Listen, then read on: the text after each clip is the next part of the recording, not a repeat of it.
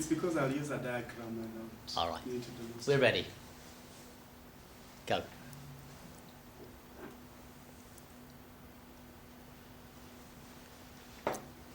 Good afternoon, everyone, and welcome back from lunch. I'm sure you have had quite a heavy lunch. This afternoon, I'll have a presentation on the application of game theory in microfinance. My presentation will take less than 10 minutes.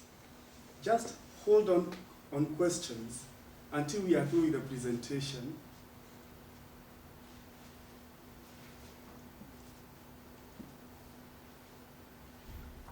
Joint liability contract defines group lending.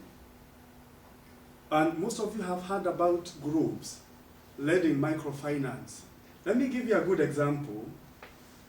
Down in your places where you live, you have women who meet maybe at the end of the month, at the middle of the month, and they contribute little money.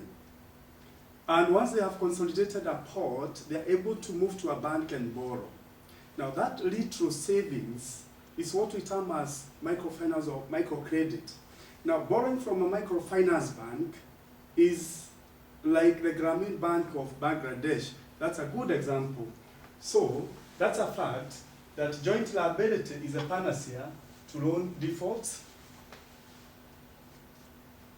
We'll look at the motivation of this, why group lending is important than individual lending. That is why it is important for a bank like Grameen Bank or Bangladesh to lend to a group than to lend to an individual.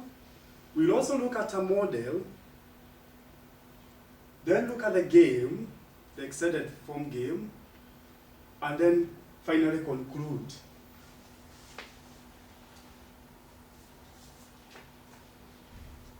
Why, if somebody went around and asked you, why you think group lending is important than individual lending, what would you say?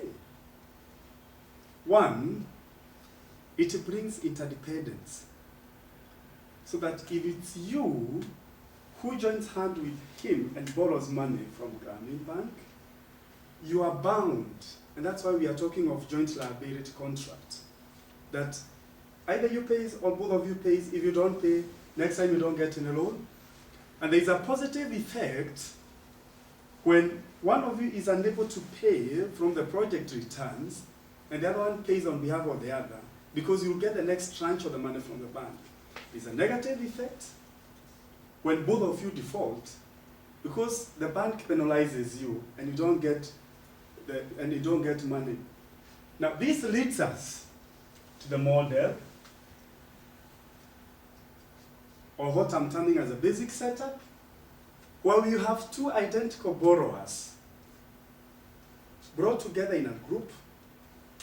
You have 2 units of capital because you have borrowed, say, £1,000 and £1,000. So those are 2 units of capital.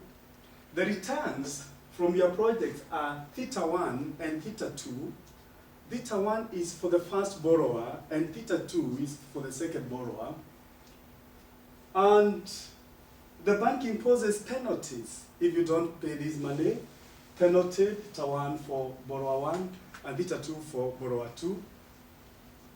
And one thing which is also important to note is that borrower 1 may repay if he thinks that borrower 2 will not repay, because borrower 1 feels he needs more money to expand his project. What does this one lead us to? The extended form game now. What does the game tell us? That there are 2 borrowers, borrower 1 and borrower 2, who simultaneously decide to either play N. N is no, not to pay back the money they have borrowed from Grameen Bank, or to contribute, that is to pay. Now, if both of them decide that they will contribute the amount of money they have borrowed from the bank, or what it means is that at the end of repaying the loan, they'll have the returns from the project. This is for the borrower 1. The rest, the interest is paying the bank. And the borrower 2, less the amount is paying back to the bank. If both of them decide to default, and that is not repay back the loan, that is plain no, it means they have the returns from the project minus the penalty the bank is charging them. That is for borrower 1 and for borrower 2. Now, If at the first stage, they decide to play different strategies so that borrower 1, for instance, decides to contribute, while borrower 2 decides to play N, that is no, the borrower who played C, that is contribute, in the second stage will either have to repay, that is play N, or to play D, that is to default. Now if he plays R, it means that he gets his return and pays 2R, that is for the 2 people, that is, he pays the interest for the 1 person, for the other person, and his, that is why it is 2R, whereas the one who decided not to pay, that is borrower 2, pockets everything from his return. If he comes here and decides to default, both of them get their project returns less the penalty. Likewise, for borrower 2, if he decides to contribute and repay, it means that borrower 1 pockets everything, while borrower 2 gets his return less the project, less the project capital cost, that is 2R. Basically, that is how we use the excessive form game theory, which is newly used in microfinance. It has not been used before, to explain why it is important to lend to a group, because finally the loans will be repaid. I now open up the session to questions. Just assuming, so if there were single borrowers, then R would be a lot higher, and that's the attraction to the group borrower. If they've got a lower interest rate to repay when they borrow as a group rather than if they borrowed singly.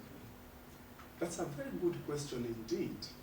If it was a single borrower, the bank would charge a higher interest rate because a single borrower is more risky. The reason why they prefer lending to a group is because you'll be pushing your partner, hey, pay so that we get this second tranche of the money. Very good question indeed. Any other question?